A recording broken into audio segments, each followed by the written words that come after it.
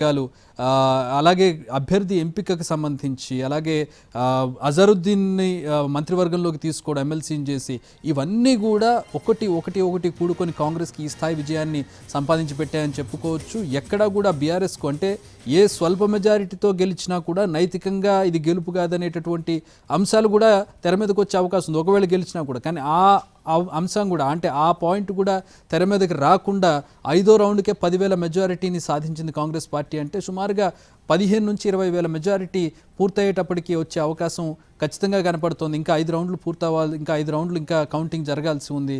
So ఇంకో వచ్చే next 6th round కూడా కాంగ్రెస్ పార్టీకి అనుకూలమైన సెగ్మెంట్లో జరుగుతుంది కాబట్టి ఖచ్చితంగా కాంగ్రెస్ పార్టీకి ఒక భారీ మెజారిటీ ఇక్కడికే 12,000 దాటిపోయింది. సో 6వ రౌండ్ కూడా పూర్తయితే దాదాపు 15,000 దాటే అవకాశం కనపడుతోంది.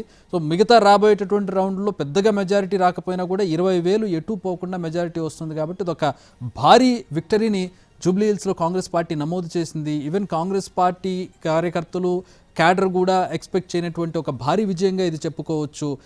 కేవలం ముఖ్యమంత్రి Revanth Reddy of the record 20 నుంచి 25,000 మెజారిటీతో మేము గెలవబోతున్నాం అని ఒక స్పెక్యులేషన్ చేశారట.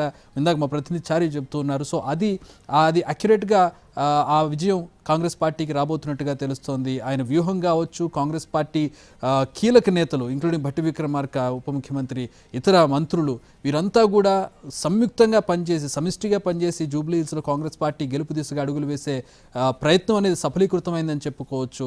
ప్రస్తుతం బీఆర్ఎస్కి ఎదురుదాడి చేయడానికి కానీ బీఆర్ఎస్కి చెప్పడానికి కానీ కాంగ్రెస్ పార్టీని విమర్శించడానికి కానీ అవకాశం లేకుండా కాంగ్రెస్ పార్టీ ఒక గట్టి ఇక్కడ ఒక ఆన్సర్ ఇచ్చిందని చెప్పుకోవచ్చు. జూబ్లీహిల్స్లో ఇక గెలుపు లాంఛనం అని చెప్పుకోవచ్చు. ఒక బిట్ ఆలస్యంగా రిజల్ట్స్ అధికారికంగా వస్తున్నాయి ఎలక్షన్ కమిషన్ నుంచి. కానీ మా టీం పెడుతున్న ఎఫర్ట్స్ కావచ్చు, మా టీం అక్కడ నుంచి తీసుకుంటున్నటువంటి ఇన్ఫర్మేషన్, ఎన్టీవీకి ఇస్తున్నటువంటి ఇన్ఫర్మేషన్లో మీకు యాక్యురేట్ వీలైనంత యాక్యురేట్ 99.9% యాక్యురేట్ ఇన్ఫర్మేషన్ మీకు ఇచ్చే ప్రయత్నం ఎన్టీవీ చేస్తోంది.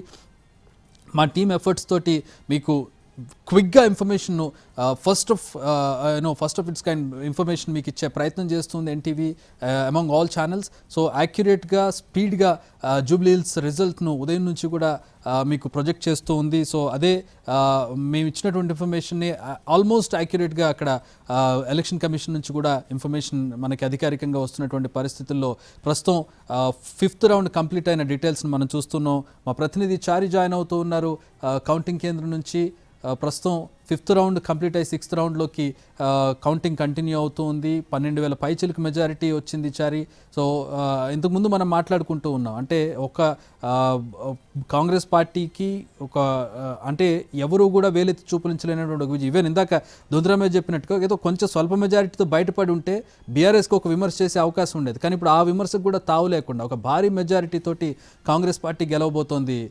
చారి ఏంటి స్టాటిస్టిక్స్ ఏంటి, మీ అనాలిసిస్ ఏంటి? రైట్, రాజకీయం విశ్లేషించాలన్నా రిజల్ట్ ని ముందే చెప్పాలన్నా అది మనకే దక్కుతుంది. అది ఎన్టీవీ స్క్రీన్ మీద చూస్తున్నాం ఉదయం నుంచి కూడా.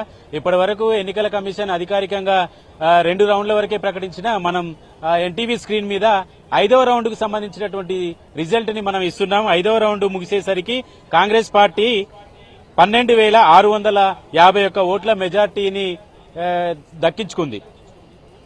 కేవలం 5వ రౌండ్లోనే 3,178 ఓట్ల ఆధిక్యాన్ని కాంగ్రెస్ పార్టీ సాధించింది. 4వ రౌండ్లో 3,558 ఓట్ల మెజార్టీని సాధించి 9,501 మెజార్టీని టోటల్ మెజార్టీ అప్పుడు 4వ రౌండ్కి.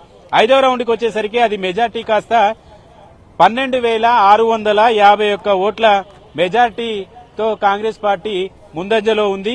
ప్రస్తుతం ఊహించిన దానికంటే కూడా కాంగ్రెస్ పార్టీ కాంగ్రెస్ నాయకులు ఎవరు కూడా ఇంత మెజార్టీ వస్తుందని ఊహించలేదు. కేవలం సీఎం రేవంత్ రెడ్డి ఒక్కరే 15,000 పైచిలుకు 25,000 వరకు కాంగ్రెస్ పార్టీ మెజార్టీ వస్తుందని లెక్కలు వేసుకున్నారు. ఆ లెక్కలకు అనుగుణంగానే ప్రస్తుతం జరుగుతున్నటువంటి కౌంటింగ్ లో సరళి చూస్తే అదే కనపడుతున్నటువంటి పరిస్థితి అయితే కనపడుతుంది. 6వ రౌండ్ కు సంబంధించినటువంటి కౌంటింగ్ ప్రారంభమైంది. 6వ రౌండ్ లో కూడా మెజారిటీ వచ్చేటువంటి అవకాశం ఉంది. ఎందుకంటే 6వ రౌండ్ లో వెంగళరావు నగర్ కు సంబంధించిన 6 పోలింగ్ బూత్లకు సంబంధించిన ఈవీఎంలు లెక్కించాల్సి ఉంది. యూసఫ్ గూడకు సంబంధించి 36 పోలింగ్ బూత్లకు సంబంధించినటువంటి ఈవీఎంలను లెక్కించాల్సి ఉంది. ఇప్పటివరకు వచ్చినటువంటి వెంగళరావు నగర్ లో లీడ్ వచ్చింది కాంగ్రెస్ పార్టీకి 4వ రౌండ్ లోను 5వ రౌండ్ లోను. 6వ రౌండ్ లో వెంగళరావు నగరే ఉంది. వెంగళరావు నగర్ తో పాటు యూసఫ్ కూడా ఈ 6వ రౌండ్ లో ఉంది. ఈ యూసఫ్ గూడ అనేది కాంగ్రెస్ పార్టీ అభ్యర్థి నవీన్ యాదవ్ కు సంబంధించినటువంటి డివిజన్. ఈడ పూర్తి స్థాయిలో వన్ సైడ్ గానే ఫలితం ఉంటుంది అనేది కాంగ్రెస్ పార్టీ వేసుకున్నటువంటి లెక్క. ఈ లెక్కలన్నీ ఒక తీరుగా ఉంటే కాంగ్రెస్ పార్టీ ఈ ట్రెండ్ ని చూస్తే కాంగ్రెస్ పార్టీ చేసినటువంటి ఎన్నికల ప్లానింగ్ కావచ్చు, సీఎం రేవంత్ రెడ్డి వేసినటువంటి ఎన్నికల ఎత్తుగడ కావచ్చు, ఇలాంటి అంశాలన్నీ కూడా కలిసొచ్చాయి. ఒకవైపు కౌంటింగ్ ప్రక్రియ సాగుతూ ఉంది, మరోవైపు సీఎం తన నివాసంలో లక్ష్మీ అమ్మవారి పూజలో పాల్గొన్నారు. ఆయన మొదటి నుంచి కాన్ఫిడెంట్ గానే కనపడ్డారు. పోలింగ్ రోజు కూడా 2-3 సందర్భాల్లో ఆయన కాన్ఫిడెన్స్ ఏ లెవెల్లో ఉందంటే 20 నుంచి 25 వేలకు కాంగ్రెస్ పార్టీ మెజారిటీ తగ్గదు, రాసి పెట్టుకోండి అని చెప్పినటువంటి సందర్భాలు కూడా ఉన్నాయి.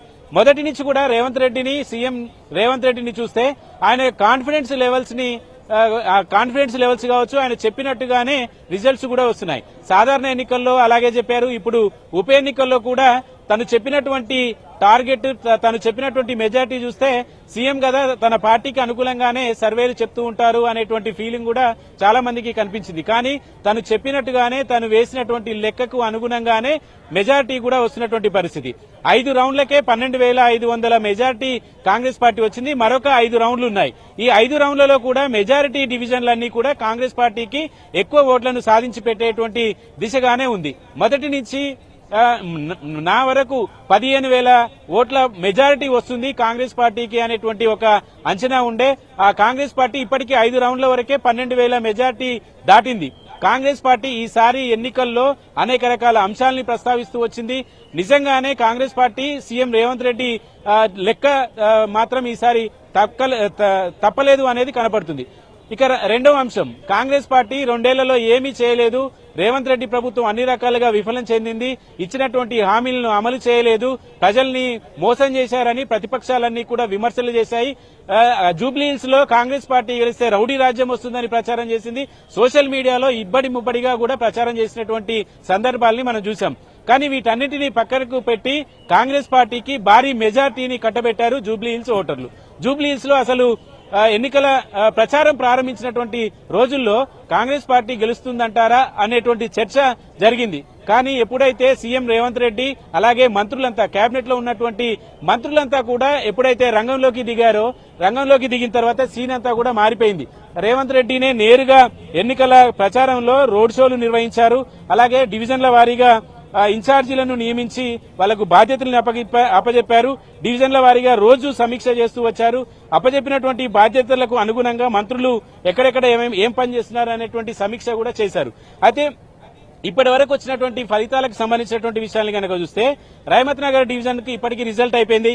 రహమత్ నగర్ డివిజన్ లో మంత్రి కోమటిరెడ్డి వెంకటరెడ్డి, పొంగులేటి శ్రీనివాస్ రెడ్డి అక్కడ ఇన్ఛార్జిగా మంత్రులుగా బాధ్యతలు వహించారు. బోరబండ డివిజన్ ఇంకా కౌంటింగ్ స్టార్ట్ కాలేదు కాబట్టి దాని గురించి ఇప్పుడు చర్చ అనవసరం. ఇక వెంగళరావు నగర్ కు సంబంధించినటువంటి విషయాన్ని కనుక చూస్తే వెంగళరావు నగర్ లో ఇప్పటి వరకు వచ్చినటువంటి కౌంటింగ్ లో పూర్తి స్థాయిలో ఆధిపత్యాన్ని ప్రదర్శిస్తూనే వచ్చింది.